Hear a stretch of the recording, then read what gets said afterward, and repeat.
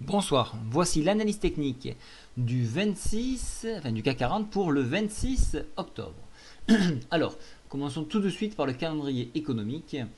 Alors, on aura un intéressant pour ceux qui se lèvent tôt au Japon. Donc, le Tokyo Core, ça peut être intéressant. Après, on sautera tout de suite à 8 heures sur l'indice des prix à la conso, pas vraiment important. Le taux de chômage espagnol, ça peut donner une idée, on va un petit peu, mais bon, il ne faut pas s'attendre à des miracles non plus. Il faudra attendre le PIB US à 14h30 pour avoir vraiment une signification, donc une bonne idée de tendance du marché. J'ai sauté l'indice de confiance des Italiens, ça peut avoir une petite importance. Le Michigan Sentiment 14h55. Et après, ah ben oui, l'indice écrit, ça aussi c'est important. Il y aura beaucoup de stats US importantes en fait. Voilà, donc tout se passera l'après-midi en fait. Voilà.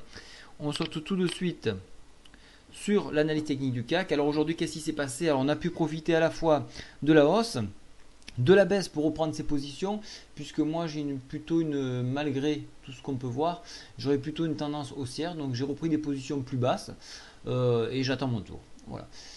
Alors là on a un marteau inversé. Marteau inversé peut marquer l'arrêt d'une tendance baissière dans un mouvement baissier, ce qui semble être le cas malgré qu'on soit sous MM20.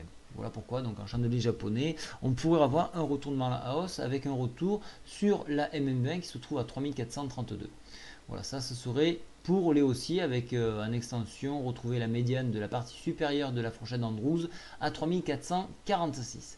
Pour les baissiers, on vient de chercher la médiane de la fourchette d'Andrews sur 3393 environ.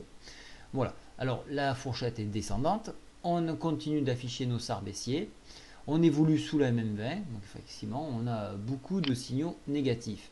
Les signaux négatifs continuent de s'accumuler sur la MACD avec un croisement de tendance et notre premier histogramme rouge, donc attention. Et ce n'est pas tout, puisque le stochastique, lui, est parti à la baisse trop rapidement à mon goût. Donc là, il faut commencer à faire attention. C'est négatif. Le Force Index, alors lui, il m'intriguait. On avait commencé une poussée haussière. On poursuit par une poussée baissière de faible ampleur. Et c'est ce qui me chagrine. C'est que si vraiment il y avait une tendance qui s'installe, on aurait attaqué beaucoup plus fort. Alors pourquoi on n'a pas attaqué fort? Tout simplement parce que les indicateurs américains sont bons. Donc pourquoi on a baissé? Eh bien on ne sait pas pourquoi. Voilà, alors est-ce que c'est une pression qui se fait en approche des US? Ça peut être une idée. Donc moi je pense plutôt à une consolidation sur cette zone là pour repartir. Voilà, je pense plus à ça. Voilà, donc je vous ai donné mon sentiment et bien sûr vous n'êtes pas obligé de me croire hein, et donc il n'engage pas à prendre position. Je vous souhaite une très bonne soirée à tous. Au revoir.